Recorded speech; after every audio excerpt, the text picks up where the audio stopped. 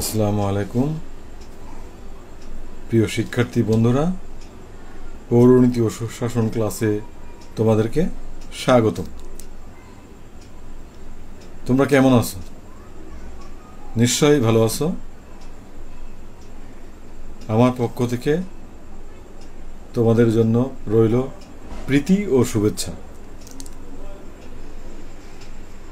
আমি বিএম ইউসুফ আলী, প্রভাষক, রাষ্ট্রবিজ্ঞান, Kamalapur school and college, Sabujbagh, Dhaka. আজ আমি পৌরনীতি দ্বিতীয় পত্রের প্রথম অধ্যায় থেকে একটি বিষয় নিয়ে আলোচনা করব।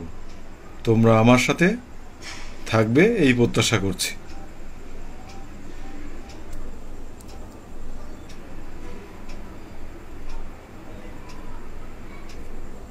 চলো আমরা কয়েকটি ছবি দেখি। প্রিয় শিক্ষার্থী বন্ধুরা, দেখো তো এই ছবির ব্যক্তিটি কে? হয়তো অনেকেই তোমরা ওনাকে চিনে থাকবে। দেখি ওনার নাম কি। Sir Samuel হোর।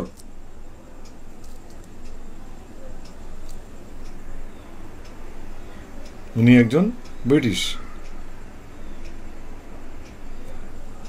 আরেকটি ছবি আমরা দেখি। ওনাকে কি তোমরা চিনতে পেরেছ? উনি একসময় ভারতবর্ষের গভর্নর জেনারেল ছিলেন এবং ভারত স্বাধীনতা হওয়ার 15 বছর বা 12 বছর আগের সেই গভর্নর জেনারেল। দেখি ওনার নাম কি। Thomas Freeman. উনিও একজন ব্রিটিশ। প্রিয় শিক্ষার্থী বন্ধুরা, আমি কিন্তু বলেছি ভারত স্বাধীনতা হওয়ার 10-15 বছর বা 10-12 বছর আগে উনি গভর্নর জেনারেল ছিলেন। প্রিয় শিক্ষার্থী বন্ধুরা, আর আগের যে ব্যক্তিটিকে আমরা দেখলাম, স্যার স্যামুয়েল হোর, উনি ছিলেন ভারত সচিব। তো তোমরা এতক্ষণে বুঝে গেছ। এর আগে কিন্তু আমরা বিভিন্ন আইন নিয়ে আলোচনা করেছিলাম। আজকে কিন্তু তার ধারাবাহিকতায় আলোচনা করছি। তোমরা কি বুঝতে পেরেছ আমাদের আজকের পাঠ কি হতে পারে? হ্যাঁ বন্ধুরা, আজকের পাঠ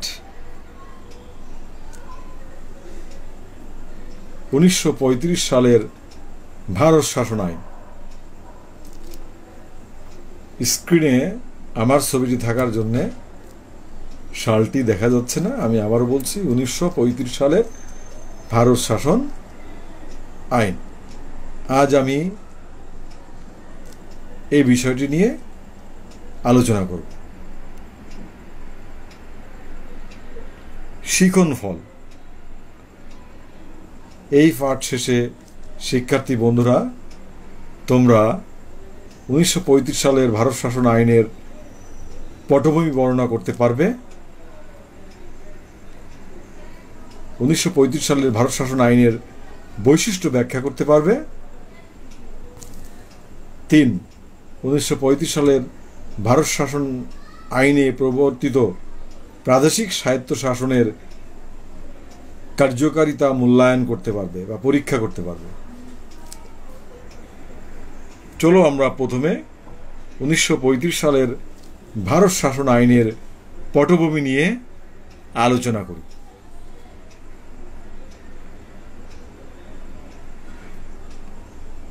এর আগে আমরা কিন্তু 1909 সালের ভারত শাসন আইন এবং পরবর্তীতে 1919 সালের মন্টেগো সেন্সফোর্ড সংস্কার আইন নিয়ে আলোচনা করেছিলাম। প্রিয় শিক্ষার্থী বন্ধুরা, 1919 সালের মন্টেগো সেন্সফোর্ড সংস্কার আইন ভারতবাসীদেরকে সন্তুষ্ট করতে পারেনি। কংগ্রেস এবং মুসলিম এই উভয় দল এই আইনকে বর্জন করে। অন্যদিকে খেলাফত ও অসহযোগ আন্দোলনের ধারাবাহিকতায় বেঙ্গল প্যাক্ট গঠন করা হয়। এর পরিপ্রেক্ষিতে ব্রিটিশ সরকার 1927 সালে সাইমন কমিশন গঠন করে। কংগ্রেস এবং মুসলিম লীগ উভয় দলই এই কমিশনের যে প্রতিবেদন সেই প্রতিবেদন অগ্রাহ্য করে। এরই ধারাবাহিকতায় 1930 সালে ভারতে আইন অমান্য আন্দোলন শুরু হয়।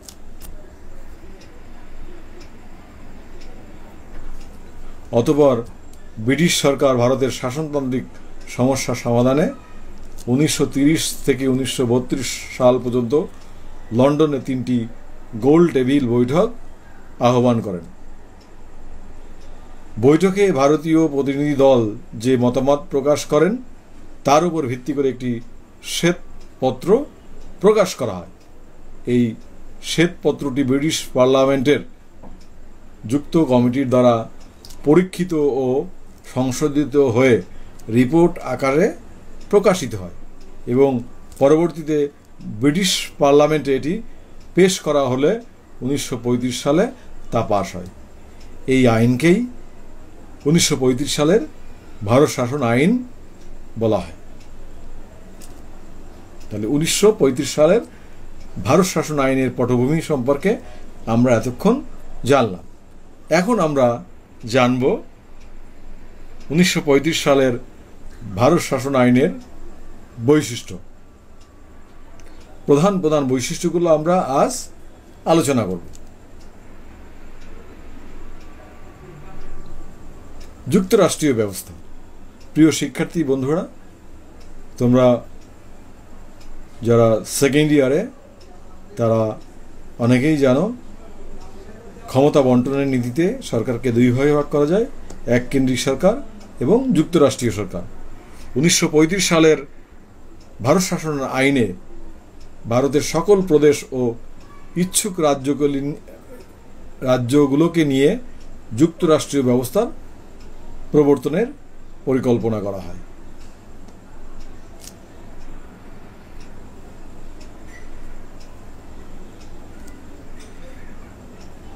প্রাদেশিক স্বায়ত্তশাসন। 1935 সালের ভারত শাসনের অন্যতম একটি বৈশিষ্ট্য হচ্ছে প্রাদেশিক স্বায়ত্তশাসন। এই আইনের মাধ্যমে প্রদেশগুলোতে প্রাদেশিক স্বায়ত্তশাসন প্রবর্তিত হয়। প্রাদেশিক তালিকাভুক্ত বিষয়গুলো যেমন আইন, শৃঙ্খলা, শিক্ষা, কৃষি, শিল্প, স্থানীয় শাসন ইত্যাদি প্রাদেশিক সরকারের কর্তৃত্ব স্বীকার করা হয়। অর্থাৎ এই বিষয়গুলো প্রাদেশিক সরকারের হাতে ন্যস্ত করা হয়, কিন্তু বাস্তব ক্ষেত্রে কেন্দ্রের হস্তক্ষেপের কারণে প্রাদেশিক স্বায়ত্তশাসন পূর্ণতা লাভ করতে পারেনি।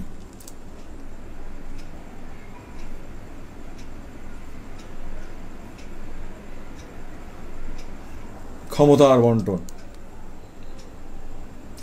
বন্টন। প্রিয় শিক্ষার্থীরা বন্ধুরা, তোমরা বুঝে গেছো ক্ষমতার বন্টন মানে কি, ক্ষমতা ভাগ করা। তো 1935 সালের ভারত শাসন আইনে শাসন সংক্রান্ত বিষয়গুলোকে 3টি ভাগে ভাগ করা হয়। সরকারের যে শাসন সংক্রান্ত বিষয় আছে সেই বিষয়গুলো 3টি ভাগে ভাগ করা হয়: কেন্দ্রীয় বিষয়, প্রাদেশিক বিষয় এবং যুক্ত বিষয়। পররাষ্ট্র, দেশ রক্ষা, যোগাযোগ, মুদ্রা ইত্যাদি বিষয় কেন্দ্রীয় সরকারের হাতে ন্যস্ত করা হয়। স্থানীয় শাসন, স্বাস্থ্য, কৃষি, শিক্ষা, আইন শৃঙ্খলা ইত্যাদি প্রাদেশিক সরকারের দায়িত্বে পরিচালিত হতো। আর ফৌজদারি আইন, বিচার প্রণালী, বিবাহ, উইল ইত্যাদি যুগ্ম বিষয় কেন্দ্রীয় ও প্রাদেশিক উভয় সরকারের সমান কর্তৃত্ব থাকবে বলে এই আইনে বলা হয়। 4 নম্বর বৈশিষ্ট্য, গভর্নর জেনারেল। ভারতবর্ষের রাষ্ট্রে যিনি প্রধান, ব্রিটিশ রাজা রানীর প্রতিনিধি শাসন করতে গভর্নর জেনারেল, ভাইসরয়, বড়লাট, বিভিন্ন সময় ভিন্ন নাম আমরা দেখি। গভর্নর জেনারেল, এই আইনে কেন্দ্রীয় সরকারের শাসন ক্ষমতা একজন গভর্নর জেনারেলের হাতে ন্যস্ত করা হয়। তিনি ব্রিটেনের রাজার প্রতিনিধি হিসেবে শাসন পরিচালনা করতেন। তাকে প্রচুর স্বেচ্ছাধীন ক্ষমতা ও বিশেষ দায়িত্ব দেওয়া হয়। তাহলে গভর্নর জেনারেল ছিলেন ব্রিটিশ রাজার প্রতিনিধি হিসেবে এই দেশ পরিচালনা করতেন। তাকে প্রচুর স্বেচ্ছাধীন ক্ষমতা ও বিশেষ দায়িত্ব দেওয়া হয়। কেন্দ্রে দ্বৈত শাসন। দ্বৈত মানে দুই ধরনের কর্তৃপক্ষের উপস্থিতি, একটি বিষয়ে দুই ধরনের কর্তৃপক্ষের উপস্থিতি। কেন্দ্রে দ্বৈত শাসন ব্যবস্থা প্রবর্তন করা হয়। 1935 সালের ভারত শাসনের অন্যতম বৈশিষ্ট্য হচ্ছে কেন্দ্রে দ্বৈত শাসন ব্যবস্থা প্রবর্তন। এই কেন্দ্রে দ্বৈত শাসন ব্যবস্থা প্রবর্তন করা হয়। এই আইনে কেন্দ্রীয় সরকারের বিষয়গুলোকে দুই ভাগে ভাগ করা হয়। ক, হস্তান্তরিত বিষয়, খ, সংরক্ষিত বিষয়। সংরক্ষিত বিষয়গুলো যেমন শিক্ষা, স্বাস্থ্য, আইন শৃঙ্খলা ইত্যাদি।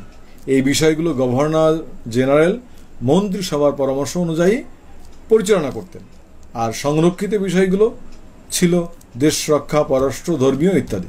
এই বিষয়গুলো কেবল গভর্নর জেনারেল তার ইচ্ছাধীন ক্ষমতা বলে পরিচালিত করতেন। তাকে পরামর্শ দেওয়ার জন্য 3 সদস্য বিশিষ্ট একটি উপদেষ্টা কমিটি বা উপদেষ্টা নিয়োগ করা হয়। তাহলে কেন্দ্রীয় সরকারের বিষয়গুলোকে দুই ভাগে ভাগ করা হয়, হস্তান্তরিত বিষয় ও সংরক্ষিত বিষয়। হস্তান্তরিত বিষয় গভর্নর জেনারেল মন্ত্রিসভার পরামর্শ অনুযায়ী পরিচালনা করতেন। আর সংরক্ষিত বিষয় যেগুলো ছিল, ক্ষমতা ছিল, সেইগুলো গভর্নর জেনারেল তার ইচ্ছাধীন ক্ষমতা বলে পরিচালনা করতেন। তাকে পরামর্শ দেওয়ার জন্য 3 জন উপদেষ্টা নিয়োগ করা হয় এই আইনের মাধ্যমে।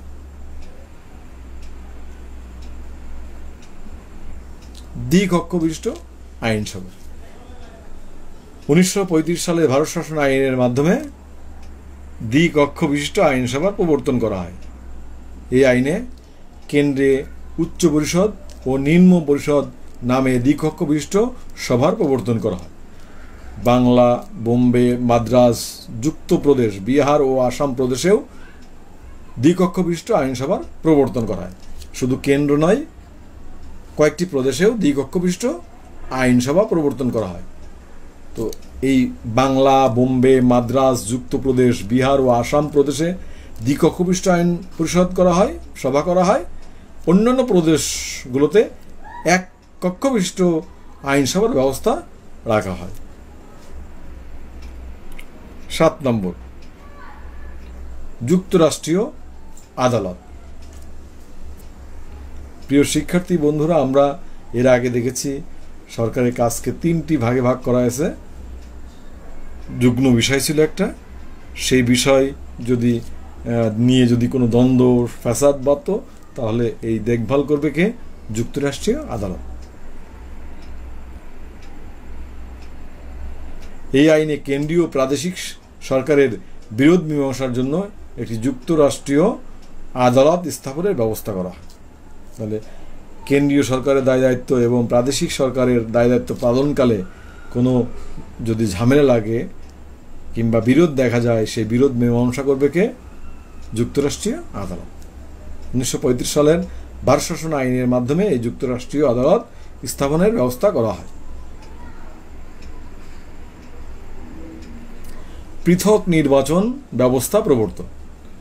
প্রিয় শিক্ষার্থী বন্ধুরা, আমরা জানি যে 1909 সালের ভারত শাসন আইনে মুসলমানদের জন্য পৃথক নির্বাচনের ব্যবস্থা করা হয়। 1919 সালে আইনে সংখ্যালঘুদের জন্য পৃথক নির্বাচনের ব্যবস্থা করা হয়। কিন্তু পরবর্তীতে 1935 সালের ভারত শাসন আইনে ভারতের মুসলমান সম্প্রদায়ের জন্য পৃথক নির্বাচন ব্যবস্থা চালু রাখা হয় এবং কেন্দ্রীয় আইনসভায় 1/3 মুসলিম প্রতিনিধি প্রেরণের ব্যবস্থা করা হয়। তাহলে আমরা কি বলছি? মুসলমান সম্প্রদায়ের জন্য পৃথক নির্বাচন ব্যবস্থা চালু রাখা এবং কেন্দ্রীয় আইনসভার 1/3 মুসলিম প্রতিনিধি প্রেরণের ব্যবস্থা করা হয়। 1935 সালের ভারত শাসন আইনের আরেকটি বৈশিষ্ট্য হচ্ছে 9 নম্বর বৈশিষ্ট্য, প্রাদেশিক গভর্নর। প্রদেশের যে সরকার, সেই সরকারের নিয়মতান্ত্রিক প্রধান হচ্ছে প্রাদেশিক গভর্নর।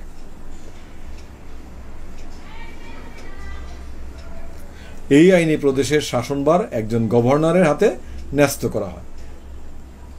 তিনি প্রাদেশিক মন্ত্রিসভার পরামর্শক্রমে শাসন কাজ পরিচালনা করতেন, কিন্তু তাকে প্রচুর স্বেচ্ছাধীন ক্ষমতা দেওয়া হয়। তিনি মন্ত্রীদের পরামর্শ উপেক্ষাও করতে পারতেন।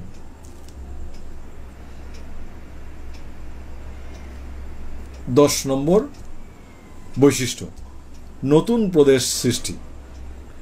প্রিয় শিক্ষার্থী বন্ধুরা, 1935 সালের ভারত শাসন আইন অনুযায়ী বার্মাকে, যেটা আমাদের পূর্ব দিকে অবস্থিত, নাপ নদী আছে তার পার্শ্ববর্তী, যে আমরা জানি যে রোহিঙ্গা নিয়ে যে সমস্যা, সে মিয়ানমার, যার নাম হচ্ছে ব্রহ্মদেশ বলা হয়, এর পরবর্তীতে বার্মা বলা হয়, এখন যার নাম হচ্ছে মিয়ানমার। একসময় এই মিয়ানমার ভারতবর্ষের অন্তর্ভুক্ত ছিল, কিন্তু 1935 সালের ভারত শাসন আইনের মাধ্যমে এই মিয়ানমার বা বার্মাকে ভারতবর্ষ হতে পৃথক করা হয় এবং সিন্ধু ও উড়িষ্যা নামে 2টি নতুন প্রদেশ সৃষ্টি করা হয়। প্রিয় শিক্ষার্থী বন্ধুরা, এতক্ষণ আমরা 1935 সালের ভারত শাসন আইনের প্রধান প্রধান বৈশিষ্ট্যগুলো আলোচনা করলাম। এখন আমরা এই আইনের ত্রুটি বিচ্যুতিগুলো নিয়ে আলোচনা করব। বিশেষ করে প্রাদেশিক স্বায়ত্তশাসন প্রবর্তন করা হলেও কতটুকু প্রাদেশিক স্বায়ত্তশাসন বাস্তবে কার্যকর ছিল, সেটাই আমরা এখন দেখব।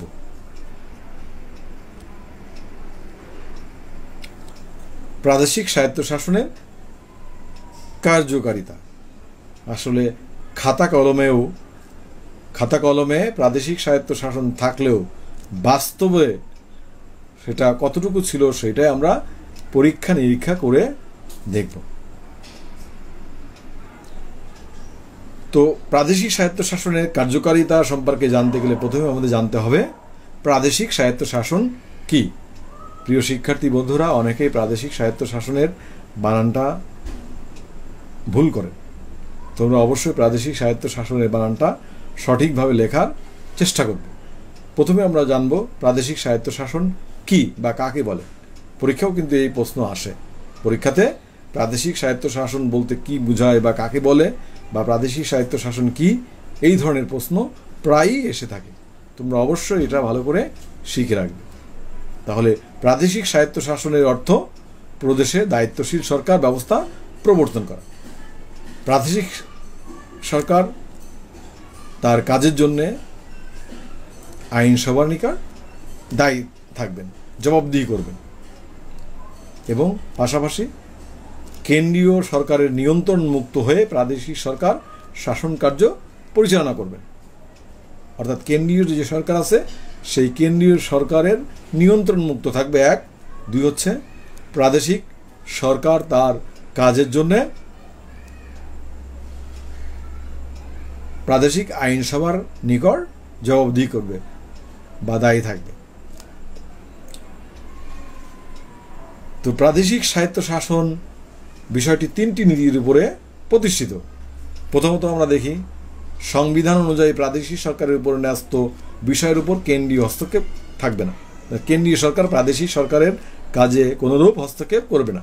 দ্বিতীয়ত, প্রদেশগুলোতে দায়িত্বশীল সরকার প্রতিষ্ঠিত হবে। দায়িত্বশীল সরকার মানে কি? প্রদেশের যে সরকার থাকবে সেই সরকার তার কাজের জন্য প্রাদেশিক আইনসভার কাছে জবাবদিহি করবে, দায়িত্বশীল থাকবে।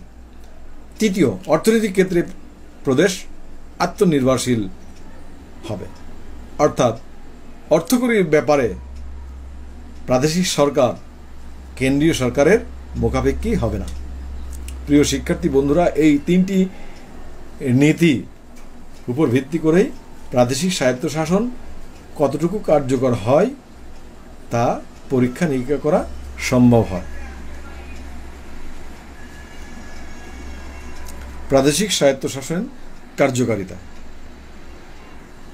প্রিয় শিক্ষার্থী বন্ধুরা, 1935 সালের ভারত শাসন আইনের অন্যতম বৈশিষ্ট্য ছিল প্রাদেশিক স্বায়ত্তশাসন প্রতিষ্ঠা, কিন্তু বাস্তবে প্রদেশগুলোতে পূর্ণাঙ্গ স্বায়ত্তশাসন প্রতিষ্ঠিত হয়নি।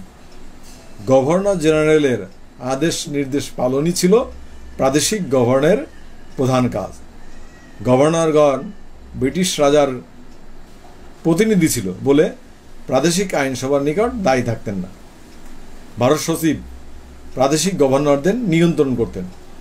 আইনসভার সার্বভৌমত্বর ব্যাপারে প্রাদেশিক স্বায়ত্তশাসন সীমিত ছিল।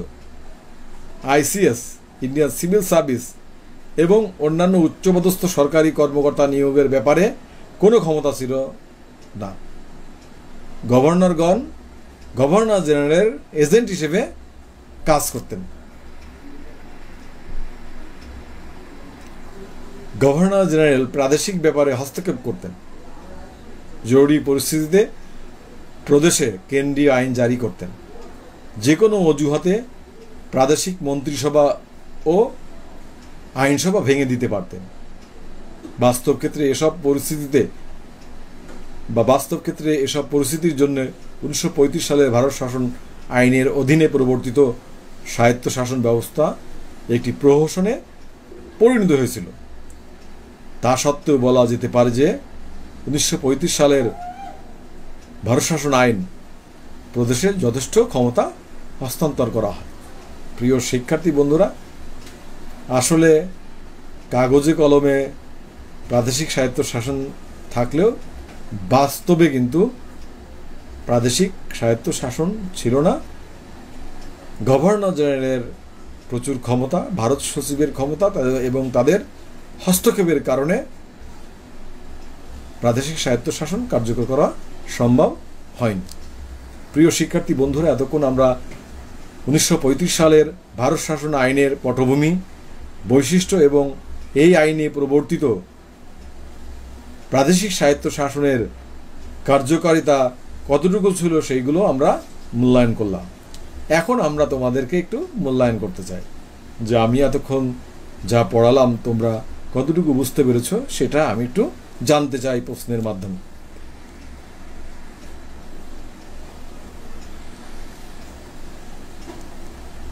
এক নম্বর কোশ্চেন তোমরা দেখছো স্ক্রিনে, সাইমন কমিশন কত সালে গঠিত হয়? তোমরা আমার লেকচারে কিন্তু এগুলো শুনেছিলে, আমি বলেছিলাম। বলো তো, তোমরা বলতে পারবে? হ্যাঁ, নিশ্চয়ই পারবে, আমার বিশ্বাস। 1927 সালে সাইমন কমিশন গঠিত হয়। আরেকটি প্রশ্ন আমরা দেখি, গোল টেবিল বৈঠক কোথায় অনুষ্ঠিত হয়? আমরা আলোচনার সময় বলেছিলাম 1930 থেকে 1932 সালে পরপর 3টি গোল টেবিল বৈঠক অনুষ্ঠিত হয়েছিল লন্ডনে। ভারতের নেতৃবৃন্দের সাথে ভারতের শাসনতান্ত্রিক সমস্যা, রাজনৈতিক সমস্যা সমাধান কল্পে এই গোল টেবিল বৈঠক অনুষ্ঠিত হয়েছিল লন্ডনে। 3 নম্বর কোশ্চেন খুবই গুরুত্বপূর্ণ, দ্বৈত শাসন কাকে বলে বা দ্বৈত শাসন কি? প্রিয় শিক্ষার্থী বন্ধুরা, দ্বৈত শাসনের অর্থ হচ্ছে প্রদেশে দায়িত্বশীল সরকার প্রতিষ্ঠা করা। কি বললাম? প্রাদেশিক স্বায়ত্তশাসন অর্থ হচ্ছে প্রদেশে দায়িত্বশীল সরকার প্রতিষ্ঠা করা। সকল কাজের জন্য প্রাদেশিক শাসন বিভাগ, প্রাদেশিক সরকার আইনসভার নিকট দায়ী থাকবে, জবাবদিহি করবে। মানে শাসন বিভাগ মানে মন্ত্রীরা তাদের কাজের জন্য প্রাদেশিক আইনসভায় জবাবদিহি করবে। কেন্দ্রীয় সরকারের নিয়ন্ত্রণ মুক্ত হয়ে প্রাদেশিক সরকারের শাসন কার্য পরিচালনা করা হলো প্রাদেশিক স্বায়ত্তশাসন। প্রাদেশিক স্বায়ত্তশাসন থাকলে কেন্দ্রীয় সরকারের হস্তক্ষেপ মুক্ত থেকেই স্বাধীনভাবে প্রাদেশিক সরকার তার যাবতীয় কাজ পরিচালনা করতে পারে। প্রিয় শিক্ষার্থী বন্ধুরা, আমি আবারও বলছি, প্রাদেশিক স্বায়ত্তশাসন অর্থ হল প্রদেশে দায়িত্বশীল সরকার প্রতিষ্ঠা করা। প্রাদেশিক আইন সবার কাছে প্রাদেশিক সরকার জবাবদিহি করবে, দায়বদ্ধ থাকবে। কেন্দ্রীয় সরকার নিয়ন্ত্রণ মুক্ত থেকেই প্রাদেশিক সরকার তার শাসন কার্য পরিচালনা করবে। এটি হচ্ছে প্রাদেশিক স্বায়ত্ত শাসন। তো আমরা প্রায় আমাদের আজকের আলোচনার শেষ প্রান্তে চলে এসেছি। প্রিয় বন্ধুরা, তোমরা কাগজ কলম নিয়ে খাতা নিয়ে রেডি হও। আমি একটি বাড়ির কাজ তোমাদের জন্য দিব। তোমরা নিশ্চয় খাতা কলম বের করেছ, ইতিমধ্যেই বাড়ির কাজটি তোমরা লিখে নাও। একটি কোশ্চেন, 1935 সালের ভারত শাসন আইনে প্রবর্তিত প্রাদেশিক স্বায়ত্তশাসনের কার্যকারিতা মূল্যায়ন করো। আমি আবারও বলছি, 1935 সালের ভারত শাসন আইনে প্রবর্তিত প্রাদেশিক স্বায়ত্তশাসনের কার্যকারিতা মূল্যায়ন করো। খুবই গুরুত্বপূর্ণ একটি কোশ্চেন। তোমরা পারবে, আমার বিশ্বাস। তোমরা এই প্রশ্নের উত্তর লিখে আমার মেসেঞ্জারে পাঠিয়ে দিবে। আমি যথাযথভাবে মূল্যায়ন করে তোমাদেরকে পাঠিয়ে দেব। তো প্রিয় শিক্ষার্থী বন্ধুরা, তোমরা সবাই ভালো থেকো এবং বাসায় পড়াশুনো করবে। তোমরা জানো যে কয়েকদিন পরেই আমরা পরীক্ষা নেওয়ার ব্যবস্থা করেছি এবং আমি যে লেকচারগুলো দিয়েছি যে বিষয়ের উপরে তোমরা লক্ষ্য করেছো, আজ আমি আমাদের অনলাইন পেজে সাজেশন দিয়ে দিয়েছি। তোমরা সেই সাজেশন ফলো করবে। সবাইকে ধন্যবাদ জানিয়ে আমি আমার ক্লাস আজকের মতো শেষ করছি। আবার বলছি, তোমরা ভালো থেকো, নিরাপদে থেকো। আল্লাহ হাফেজ।